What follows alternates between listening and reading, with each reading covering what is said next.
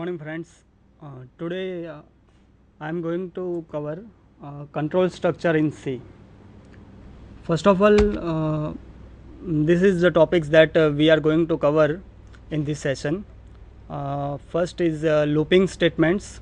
Then second one is a nesting of control structure, and another one is a break and continue statements.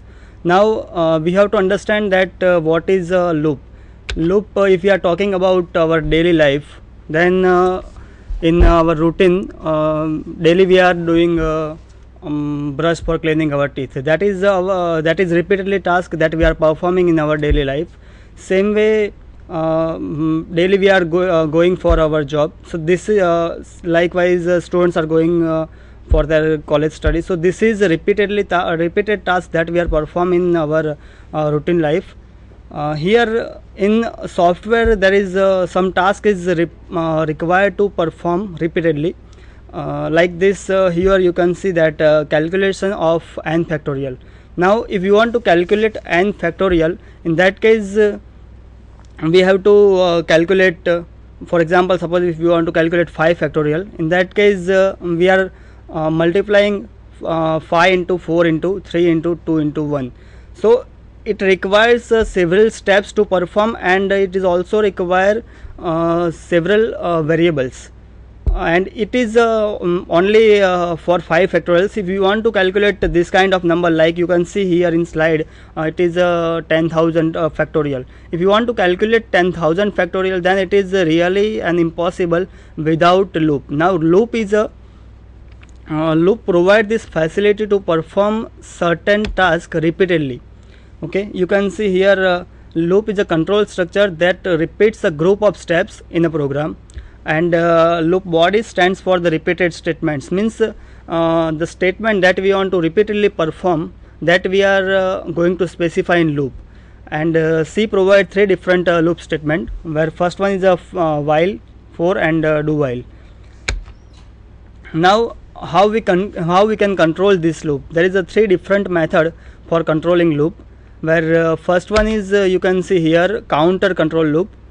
Now first one is a counter control loop, in which we are controlling loop using a certain counter, means we are initialize counter value with certain variable, then we are checking the condition, and until the condition is satisfied we are continuously repeating this loop. Now second one is condition control loop. In the condition control loop, counter is not available, and loop is repeated up to the condition is satisfied, means we are entering user will enter certain value, and up to this condition is satisfied, that loop will be repeated. And third one is sentinel control. Now in sentinel control is a mechanism, is a loop in which user is expecting your system is expecting certain value. When user will enter that value, that loop will be terminated. Now here you can see this is the first thing in which counter control loop is there. In the counter control loop, you can see, as I told you, that in the counter control loop you can see here we are first initialize our counter variable with the initial value, you can see here. Then second one is after initializing counter variable, we are checking the condition. If condition is satisfied, then several steps will be performed, several steps will be executed, as you can see in the figure. Step X means you can see in the figure, after initialization of counter variable, we are checking the condition. Now when this condition is satisfied, step X, here you can write down more than one sentence according to your requirement. Number of sentence that we want to repeatedly perform, that we can specify at this place instead of step X. Now this step X, that is repeatedly perform statements. Now after executing that number of statements, we are updating the counter. It might be increment or decrement according to your program requirement. We can increment or decrement this counter, and after incrementing or decrementing this counter, means updating the counter, that will be move on the initial condition steps, and then condition will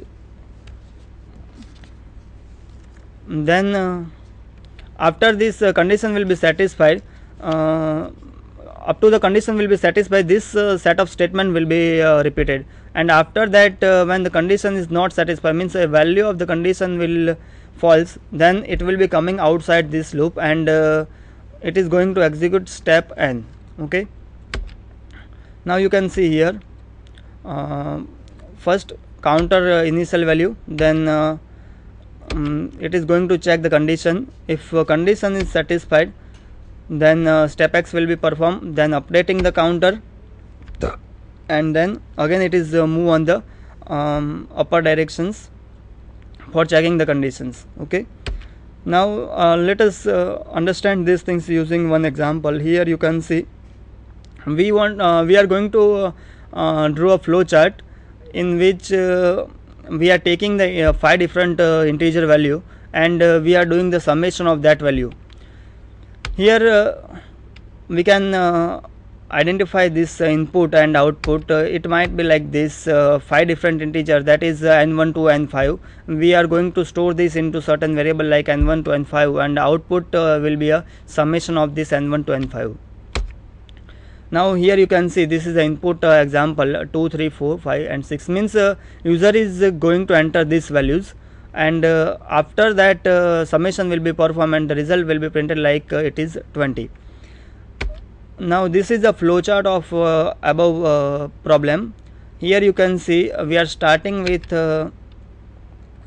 start statement, then for taking the inputs we have written 5 different steps for input variable n1 to n5, where input will be performed. The execution of this flowchart is performed in this manner. You can see here, first when this flowchart will be executed, you can see here input variable n1, user is assigned the n1 variable to a 2 value, then n2 user will enter 3, and then for n3 user is going to enter 4.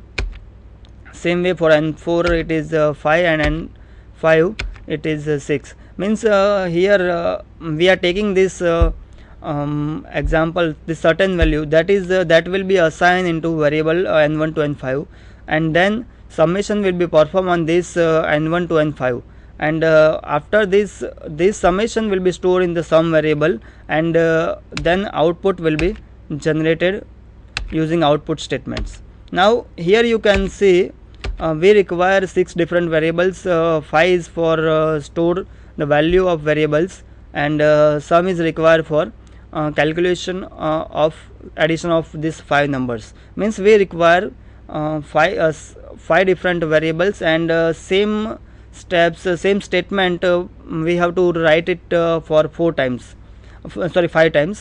Means redundant statements we have to repeatedly write down. Now it is only for 5 different values. If you want to perform the calculation of 100 value, in that case we have to repeat these same statements, input n1 to n100. It is a redundant, and it is a redundant code will be generated in our program. Now for solution of this problem, we can use loop. We can solve the problem above problem using first counter control loop.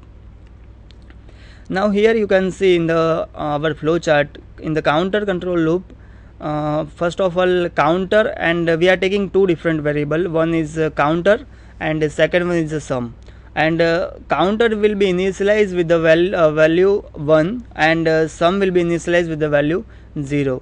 Then counter, here we have specified the condition counter is less than 6. Now when the counter is less than 6, until this condition is satisfied, this loop will be repeated, and inside the loop we have written one sentence, that is input, and means inside loop we are taking the input from the user, and then after that once user will enter any value, we are perform the addition of that value with sum. So the in sum latest addition of that given input is available, and then we are repeating loop for up to 5 times. You can see here, and this is our input values, that is 2, 3, 4, 5, 6, that is input data, and here in the starting counter will be initialized as 1, and sum is 0, Now after that it is going to check the condition is satisfied because 1 is less than 6. So this condition is satisfied, then next statement will be executed, that is for inputting the value. Now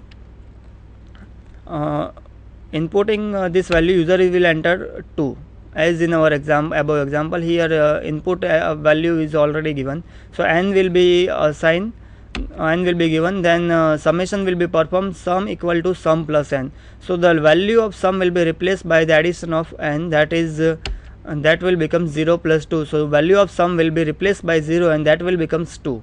You can see here. Okay, now then counter will be incremented by 1. You can see here. So the value of counter will becomes 2. After this again the condition is satisfied as 2 is less than 6.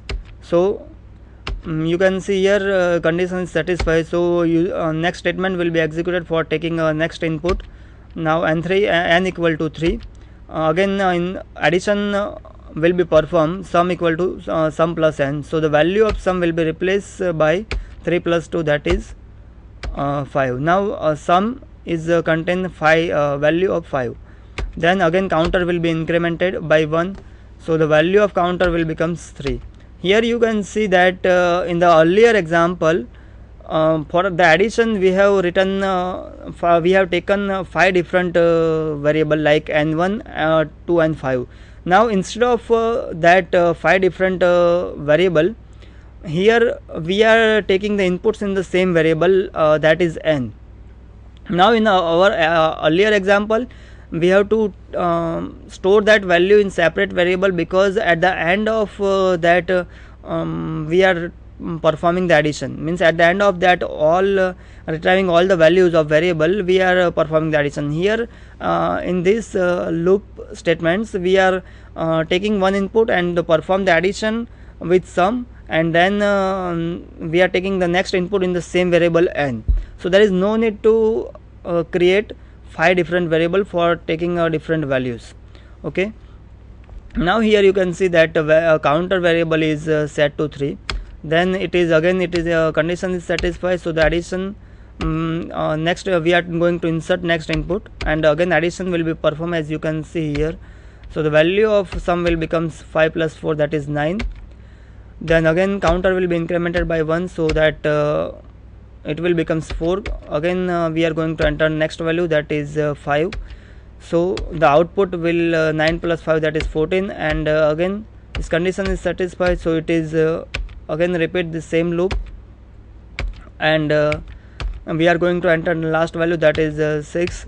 So the addition will be performed and sum will contain 20 value. Now you can see here counter will be increased by again 1. So the condition is not satisfied because the value of counter will becomes 6. So that is coming outside of this loop, and it will print output of sum. Now this is our loop statement. So instead of writing that multiple redundant statements, here we can use this loop statement, and we can we can use only one variable for avoiding that multiple variable in simple program. Now here you can see counter is increased by 1, and we are only using 3 different variable rather than 6 variable that we had used in our earlier example. In this we are only using 3 different variable, that is counter, sum and n. Now in this example we are incrementing, means we have taken one counter and continuously we are incrementing that up to certain values. We can also repeat this loop in our reverse direction like this. We are initialize counter variable with highest value, and then in the condition we have said that when the counter is greater than 0 up to greater than 0, this loop will be repeated, and continuously one by one we are decreasing our counter variable. Means we can move this loop either in the forward direction or in the backward direction, means we are continuously increasing the loop or we can decreasing the loop. Both things is possible. Now this is our initialization for decreasing the loop, then it is a condition, and last one is our counter. Okay, we can also decrease this. Now we can directly map this flowchart using for loop. This is our first loop of C language, that is for loop. Here you can see in the for loop, and this is a syntax of for loop, in which in for is a keyword of C language, so we have to write down 4 keyword. Then there is 3 different things in the bracket. We have to specify 3 different things, where first one is initialization, second one is condition, and the last one is the counter. Means we have to first initialize the counter variable with certain value, then we are incrementing, we are checking the condition up to the condition is satisfied, loop will be repeated, and then at the end we are updating counter. It might be incrementation or decrementation. Here you can see there is 2 different syntax is given. In the first syntax, you can see a single statement is written. If you want to perform if you want to execute more than one sentence, means we want to repeat more than one sentence, in that case we can use curly bracket, so that body of that loop will be executed. Now you can see here we are directly mapping our flow graph to for statement. You can see here in a flow graph, you can see I and sum will be initialized to 0. That you can see here sum will be initialized 0 in the programming language. This is our programming portion, and then I will be initialized in the for loop. You can see here I will be initialized to 0. Then condition is mentioned here in the second portion of for loop. You can see here I is less than 5, means when this condition up to the condition is satisfied, this loop will be repeated, and then counter variable will be specified at this place. You can see here, and for taking the inputs we have written a scanf statement inside our for loop. You can see here, and then for performing the addition we have written this sum equal to sum plus x in program.